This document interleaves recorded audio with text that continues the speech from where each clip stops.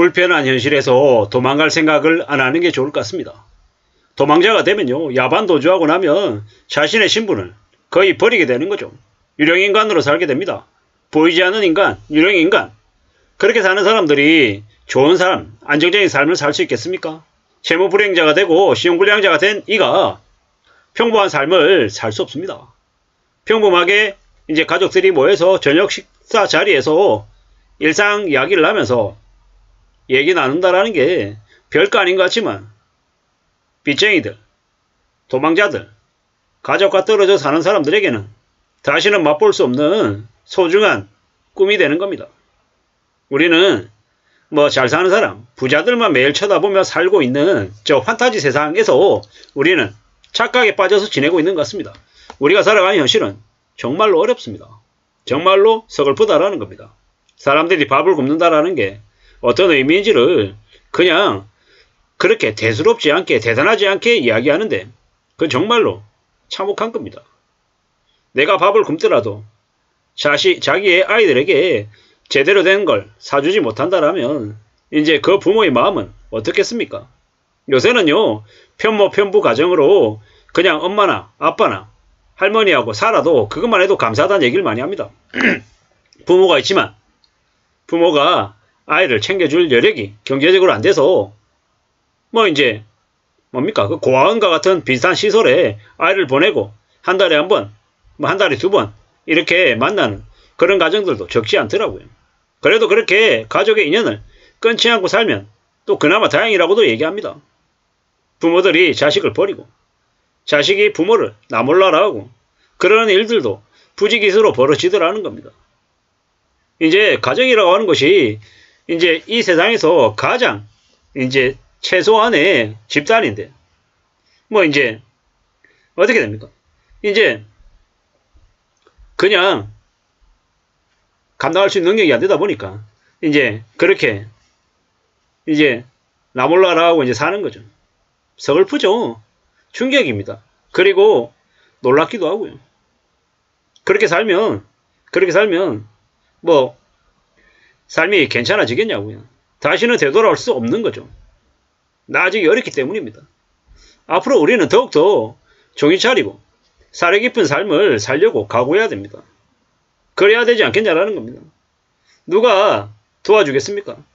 누가 대신해 주겠습니까? 그런 거 없습니다. 우리가 지금 살아가는 이 세상이 엄청나게 무섭다라는 걸 인정해야 됩니다.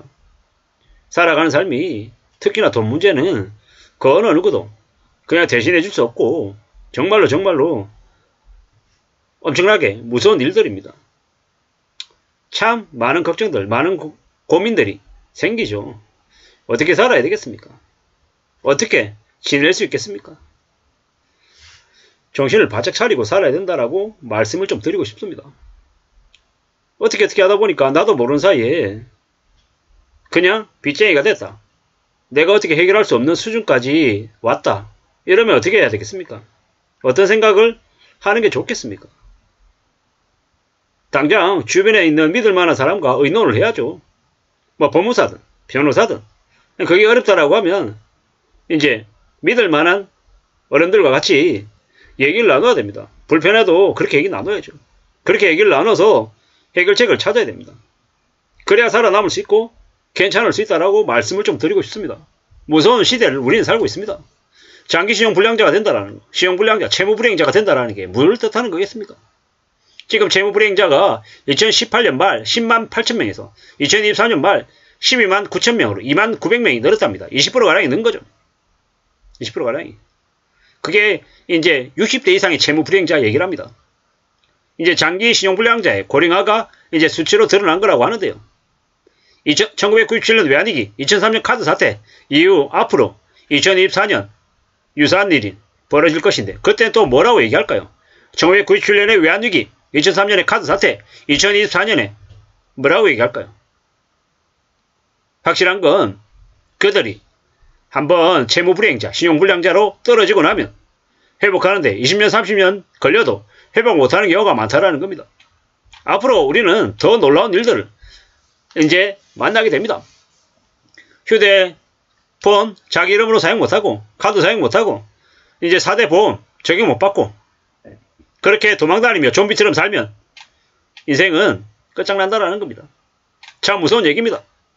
결국요. 빚은 갚아야 됩니다.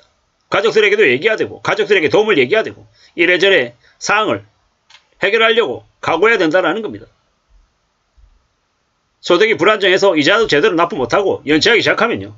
이제 계속 지옥이 펼쳐지는 거죠. 무서운 얘기입니다. 두려운 얘기입니다. 금방 나아질 수 있냐? 금방 안 나아진다라는 겁니다.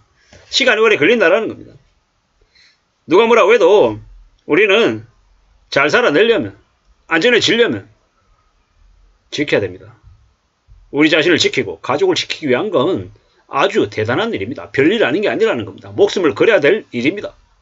산다라는 게 얼마나 무서운 건지 우리는 우리가 언론이나 SNS나 유튜브 상에서는 다 부자 얘기만 하고 다 너도 나도 잘 살 것처럼 얘기하지만 현실은요. 아니라는 겁니다.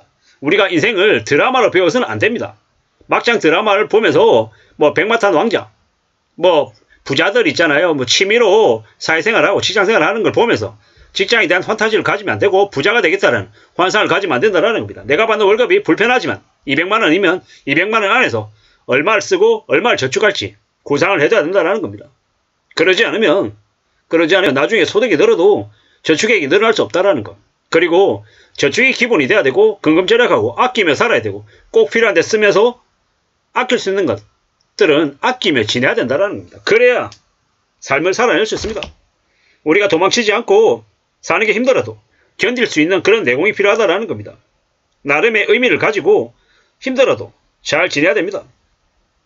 비 올 때 비 맞아야 됩니다. 피할 수 없습니다. 지방대이고 흙수저이고 가난하고 가진 게 없으면 어떻게 해야 됩니까? 어떻게 해야 됩니까?